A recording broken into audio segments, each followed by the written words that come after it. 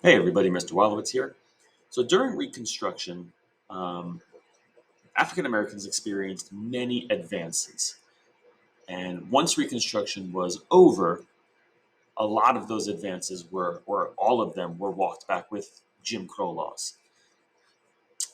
But Jim Crow wasn't exclusive to the South, as it did leak to northern cities and states. Today we're going to meet two men who wanted to be the leading voice of African Americans to guide them through such a difficult time. Today we're going to meet Booker T. Washington and W.E.B. Du Bois. During Reconstruction, from 1865 to 1877, African Americans experienced many legal advances under the protection of the 13th, 14th, and 15th Amendments and the Civil Rights Act of 1866. African Americans were allowed to vote, hold public office, and own property. After Reconstruction, many of the legal gains made by African Americans during Reconstruction eroded. Laws were put in place to prevent African Americans from voting, moving freely, intermarrying with whites, and conducting business. The laws were also designed to keep African Americans working under white people. African Americans who were not employed by a white boss were liable to be charged with vagrancy and imprisoned, fined, or subjected to forced labor. Many state and local governments in the South passed laws enforcing strict racial segregation. In 1896, the Supreme Court upheld the separate but equal doctrine in Plessy v. Ferguson, providing legal justification for segregation and Jim Crow laws. Although states in the North did not enact Jim Crow laws on a similar scale, racial segregation was enforced in some northern schools, and intermarrying with whites was illegal in many places. African Americans living in the North also faced the specter of racial violence and were widely denied equal access to employment, housing, and education. Starting in the Reconstruction era, lynching became a widespread form of terrorism against African Americans, especially against those who had gained an economic or social foothold. Many African Americans became sharecroppers. Sharecropping contracts favored white landowners, often leaving sharecroppers in a cycle of debt they were powerless to overcome.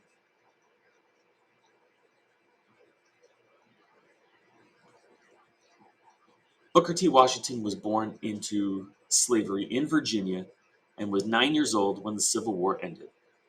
In 1875, he graduated from the Hampton Institute, a school established after the Civil War by Samuel Chapman Armstrong, a former officer in the Union Army.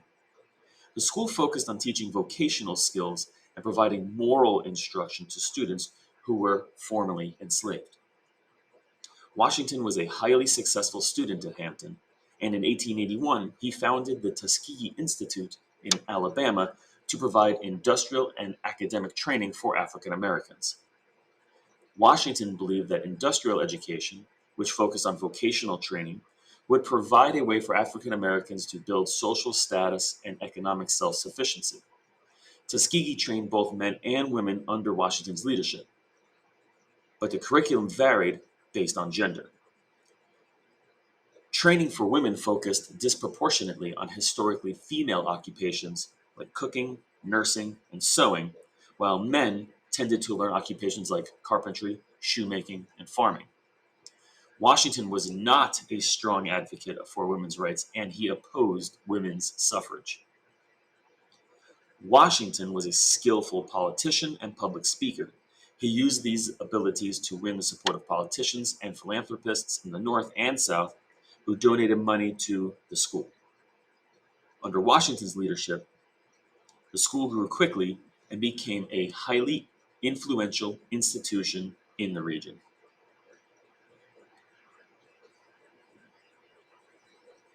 W.E.B. Du Bois was raised in a free, land-owning family in Massachusetts and attended integrated public schools. Du Bois was a talented student and became the first African American to earn a PhD from Harvard University. Like Washington, Du Bois saw education as essential for Black advancement. but he had different educational philosophy than Washington. Du Bois was not opposed to vocational education for some black students, but he believed African Americans should also have access to a classical education, which focused on academic subjects typically studied in the top schools and universities at the time, like math, history, Latin, and Greek. In particular, Du Bois believed that the most talented African American students and leaders, an elite group he called the Talented Tenth, should receive a classical education, which he believed would help to establish a class of elite leaders that would promote the rights and interests of all African Americans. Du Bois was an advocate for women's rights and favored women's suffrage, but he was not clear about what role women would play in his vision of the Talented Tenth. Some have speculated that Du Bois envisioned an unequal role for women, with men assuming most leadership positions, while others have emphasized the strength of his support for women's equality, given the historical context.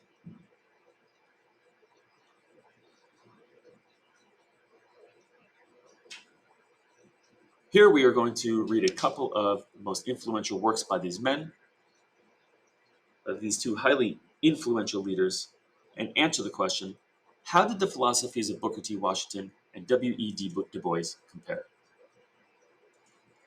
But first, I want to draw your attention to the following video.